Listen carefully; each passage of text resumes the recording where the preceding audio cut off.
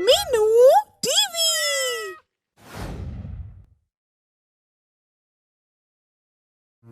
आप सुन रहे हैं कहानी गरीब और कोरोना। एक कस्बे में सतीश अपनी पत्नी निर्मल के साथ रहता है। सतीश किराने के स्टोर में नौकरी करता है।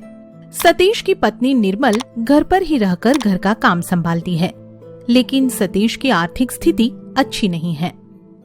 सतीश सुबह सुबह नहाकर किराने के स्टोर पर जाने के लिए तैयार होता है। तभी निर्मल आती है। लाओ, मेरा लंच बॉक्स कहाँ है? मैंने आज टीवी पर देखा था, बाहर कोई बीमारी फैली हुई है। आप आज काम पर मत जाओ। ये कोई आज का तो नहीं है, ना जाने ये बीमारी कब तक रहेगी, क्योंकि मैंने सुना है अभी इसकी दवाई भी नहीं बनी है। ये छूने से फैलती है और अगर आपको लग गई तो? तुम जाकर मेरा लंच बॉक्स लाओ और ज्यादा मत सोचो। फिक्र तो होती है ना। अगर घर में बैठूंगा तो खाएंगे क्या? और वैसे भी कुछ दिनों में लॉकडाउन लगने वाला है, तब तक तो काम करना ही पड़ेगा। सतीश लंच लेकर चला जाता है। निर्मल फिक्र में बैठी होती है और टीवी पर कोरोना की खबर देख देख कर डर रही होती है, क्योंकि कोरोना पूरे देश में फैल गया और बहुत सारे लोगों को एक साथ निगल गया। सतीश मास्क लगाकर ही किराना स्टोर गया है, लेकिन आने वाले कुछ ग्राहकों ने मास्क नहीं लगाया है। भैया मास्क लगा लो, ये छोटा सा मास्क ही हमें बचा सकता है। ये कोरोना वोरोना कुछ नहीं है, फालतू में अफवाह फैलाई हुई है। भैया अफवाह नहीं है, सच में बीमारी है। एक छोटा सा मास्क आपको, आपके परिवार को और हम जैसे दूसरे लोगों को बचा सकता है। ग्राहक सतीश को पागल समझकर हंसकर चला जाता है। सतीश दिन भर कुछ ग्राहकों को मास्क और सैनिटाइजर का प्रयोग करने की सलाह देता है। कुछ अच्छे ग्राहक मास्क लगाकर भी आते हैं। सतीश उनको सैल्यूट करता है। मेरा शरीर कुछ टूटा जा रहा है, पूरे बदन में दर्द हो रहा है, घर चला जाता हूँ। सतीश दुकान से छुट्टी लेकर घर चला जाता है। क्या हुआ, आप आज इतनी जल्दी क्यों आ गए? लॉकडाउन लग गया क्या? निर्मल, तुम मेरे लिए चाय बना दो, सिर में दर्द है। निर्मल चाय बनाती है और सतीश का हाथ पकड़कर देखती है। आपको तो बहुत तेज बुखार है, जल्दी से चाय पी लीजिए, मैं दवाई लाती हूँ। निर्मल सतीश को गोली खिलाती है और उसे कुछ आराम पड़ जाता है। आराम लगने के बाद सतीश सो जाता है। सतीश की शाम को आँख खुलती है और वह तेज तेज खांसता है। निर्मल दौड़ कर आती है। आपको इतनी तेज खांसी आ रही है? बुखार अभी भी है, एक गोली और दे देती हूँ। निर्मल सतीश को एक गोली देकर 1 घंटे इंतजार करती है, लेकिन सतीश को अब सांस लेने में भी दिक्कत होने लगी। मुझे सांस नहीं आ रहा है, जुकाम हो गया है। ये तो कोरोना के लक्षण हैं, जो टीवी में देखे थे। हे भगवान, अब मैं क्या करूं? मैं आपको अस्पताल लेकर चलती हूँ। कुछ देर में रात होने वाली है, अभी अस्पताल जाना सही नहीं होगा। आपको सांस नहीं आ रही है, मैं कोई रिस्क नहीं ले सकती हूँ। निर्मल घर में जाकर देखती है तो उसको 2000 रुपए मिल जाते हैं। लेकिन जाएंगे कैसे? आपकी साइकिल है ना, उससे जाएंगे। निर्मल साइकिल चलाती है और पीछे अपने पति सतीश को बिठाती है। निर्मल हांफते हुए जल्दी ही हॉस्पिटल पहुंच जाती है। लेकिन ये क्या, हॉस्पिटल के बाहर तो एम्बुलेंस, रोते बिलखते लोग, मिन्नतें करते लोग हैं। निर्मल सतीश को हॉस्पिटल के अंदर ले जाने लगती है। तभी एक चौकीदार उसे रोकता है। पागल औरत, कहाँ भागी आ रही है? क्या तुझे पता नहीं कि अंदर जगह नहीं है? साहब, थोड़ी सी जगह तो होगी। तुझसे कहा ना, जगह नहीं है। साहब, मेरे पति को सांस नहीं आ रही है, कुछ कीजिए। मैं कोई डॉक्टर नहीं हूँ। हाँ, क्योंकि रुतबे से आप मुझे प्रधानमंत्री लगते हैं। चौकीदार यह सुनकर चुप हो जाता है। तभी गाड़ी से उतरकर एक सीनियर डॉक्टर हॉस्पिटल में जा रहा होता है। निर्मल उसे रोक लेती है और उसके सामने रोती है, मिन्नतें करती है। डॉक्टर साहब, मेरे पति को बचा लो। कितने पैसे हैं तेरे पास? साहब, पूरे 2000 है, आप सारे रख लो, लेकिन मेरे पति को बचा लो। मैडम, ये प्राइवेट हॉस्पिटल है, यहाँ 2 लाख भी कम है, तो ऐसा करो, अपने इस कोरोना मरीज को यहाँ से ले जाओ। साहब, कोई गोली तो दे दीजिए, जिससे इनकी जान बच जाए। इसको सिर्फ गोली की नहीं, ऑक्सीजन की जरूरत है। अब निकलो यहाँ से, इतना टाइम नहीं है। डॉक्टर अंदर चला जाता है। सतीश की सांसें रुकने लगती है और निर्मल मुट्ठी में 2000 दबाए बेबस खड़ी रहती है। कुछ नहीं होगा आपको, आप घबराओ मत। सांस सांस। मैंने किताब में पढ़ा था कि पेड़ हमें ऑक्सीजन देते हैं। मैं आपको जल्दी से पेड़ के पास ले चलती हूँ। बेचारी निर्मल पति का यह हाल देखकर बिल्कुल पागल जैसे हो गई थी और वह फिर अपनी साइकिल पर सतीश को बिठाकर एक पीपल के पेड़ के पास पहुंची। जंगल में बहुत अंधेरा है और कुछ नहीं दिख रहा। घबराई हुई निर्मल पेड़ से मिन्नतें करने लगी कि वह उसके पति को पर्याप्त ऑक्सीजन दे दे, लेकिन जब कोई मदद नहीं हुई तो निर्मल ने सतीश को अपने मुंह से ऑक्सीजन देनी शुरू कर दी। तुम मुझसे दूर रहो, ये तुम्हें भी। आप चुप ही रहो, जिएंगे तो साथ, मरेंगे तो साथ। निर्मल सतीश को सांसें दे रही होती है। तभी पीपल के पेड़ से एक तेज प्रकाश निकलता है और वहां से बहुत सारी ऑक्सीजन सतीश के अंदर चली जाती है। यह देख निर्मल भी हैरान हो जाती है। सतीश तुरंत ठीक हो जाता है और निर्मल भी ठीक रहती है। तभी पेड़ से आवाज आती है, मुझे मनुष्य ने काट कर अपने लिए मौत बुलाई है और आज भी बहुत तेजी से काट रहा है, लेकिन मैं फिर भी सबकी जान बचाऊंगा। निर्मल और सतीश ने पेड़ को धन्यवाद दिया और कभी न काटने का वादा किया। जिस किसी को भी ऑक्सीजन की जरूरत पड़ती वह उस पेड़ के पास मदद मांगने आने लगे। दोस्तों, सतीश को तो एक पेड़ ने बचा लिया, लेकिन आपको मास्क ही बचा सकता है। बेवजह घरों से बाहर न निकले और पेड़ों को नहीं काटे। घर में रहे, स्वस्थ रहे, स्वच्छ रहे। 3 जादुई अलमारियां। एक समय की बात है। विजालपुर नाम के गांव में श्याम सेठ अपनी पत्नी राधा और अपने 3 बेटों के साथ रहा करता था। श्याम सेठ की एक बड़ी सी कपड़ों की दुकान थी। आसपास के गांव में वो सबसे ज्यादा अमीर सेठ थे, पर उन्हें अपनी अमीरी पर जरा भी घमंड नहीं था। वो बड़े ही उदार स्वभाव के और दयावान इंसान थे। सेठ जी, क्या हम अंदर आ सकते हैं?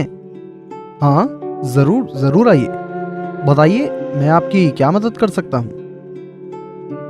सेठ जी, हम पास ही के गांव से आए हैं। हमारे गांव में बहुत ज्यादा बारिश हो जाने की वजह से हम सब बर्बाद हो गए हैं। अगर आपके पास हमारे लिए कुछ काम हो तो हम सब आपके आभारी रहेंगे। देने वाला तो ऊपर वाला है। आप सब कल से यहाँ मेरी दुकान पर आ जाइएगा, आपको काम मिल जाएगा। और ये कुछ कपड़े भी ले जाइए आपके गांव वालों के लिए। लोग सच ही कहते हैं, आप बड़े दयावान हैं। शुक्रिया सेठ जी। और गांव वाले कपड़े लेकर खुशी खुशी चले जाते हैं। सेठ जी का मुंशी, जो उनका अच्छा दोस्त भी था, वो उनके पास आता है और कहता है, सेठ जी, आप बुरा न माने तो एक सवाल पूछूं आपसे? हाँ, पूछो पूछो। आप सबकी इतनी मदद करते हैं, फिर भी आपके पास कभी धन की और कपड़े की कमी नहीं होती। इसका राज क्या है? मुंशी, मेरे पास है जादुई अलमारियां। वक्त आने पर तुम्हें सब पता चल जाएगा। ठीक है सेठ जी, जैसा आप कहें। धीरे धीरे श्याम सेठ के बेटे भी बड़े होते गए और श्याम सेठ उन्हें भी अपने साथ दुकान पर ले जाते थे, जैसे वो आगे चलकर सबकी मदद कर सकें और एक अच्छे इंसान बने। पर वो अभी तक अपने पिताजी की बातों को समझे नहीं थे। अजय, तुम अच्छे से काम नहीं कर सकते? ये कैसे काम कर रहे हो? तुम कौन होते हो मुझे बताने वाले? ये दुकान मेरी भी उतनी ही है जितनी तुम्हारी। तुम मेरे सेठ नहीं हो, समझे? दुकान किसी अकेले की नहीं है, इसमें हम तीनों का हिस्सा है। मुझे पता है, तुम दोनों की नजर हमेशा ही दुकान पर रहती है कि कब ये हमारे नाम हो जाए। हाँ, जैसे तुम तो कभी इस बारे में सोचते ही नहीं। मुझे तो तुम दोनों पर भरोसा ही नहीं, ना जाने कब ये सब अपने नाम कर लो। तीनों भाइयों में आपसी प्यार खत्म होने लगा था। वो केवल अपने पिताजी के बड़े से दुकान के मालिक बनना चाहते थे। ये सब देखकर श्याम सेठ और उनकी पत्नी बहुत दुखी हो गए थे।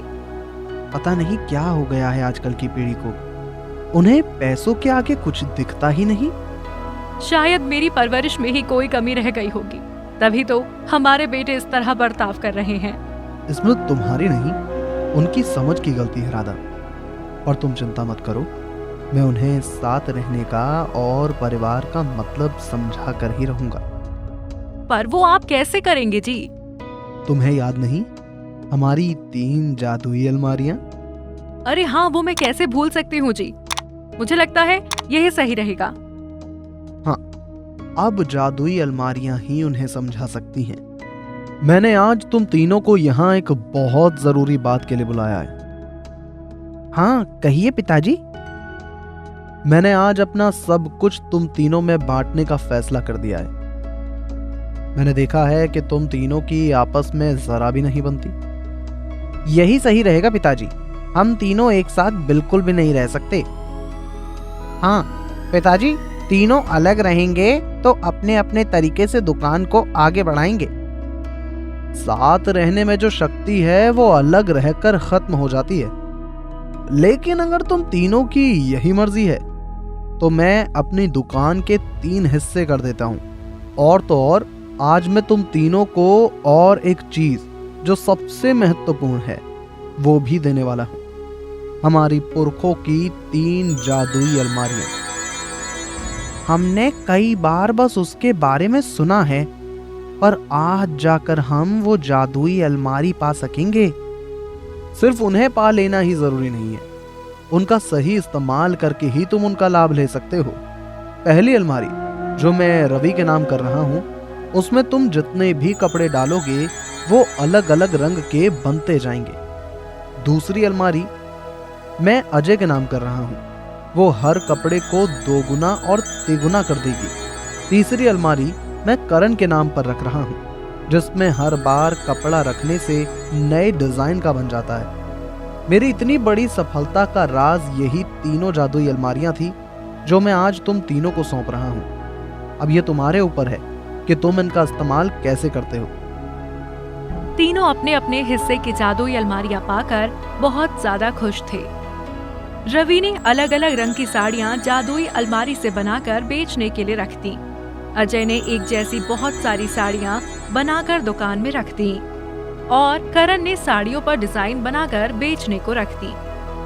पर उन तीनों के पास जो भी ग्राहक आते थे वो अलग अलग रंग, डिजाइन और साड़ी की मांग करते, जो उन तीनों के पास थे तो सही, पर तीनों अलग अलग उनका व्यापार कर रहे थे।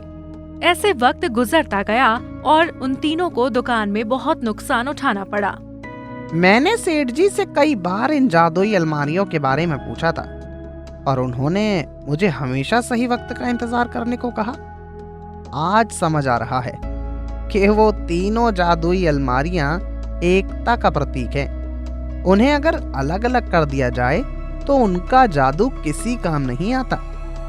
तुम तीनों ने अलग अलग काम करके देख लिया, अब एक बार साथ मिलकर काम भी करके देख लो। मुंशी जी की बात सुनकर तीनों ने अपने दुकान साथ कर लिए।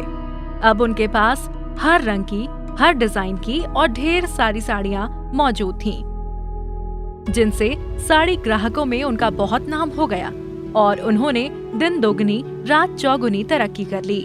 हमें समझ आ गया पिताजी कि असली जादू साथ में रहने में ही है।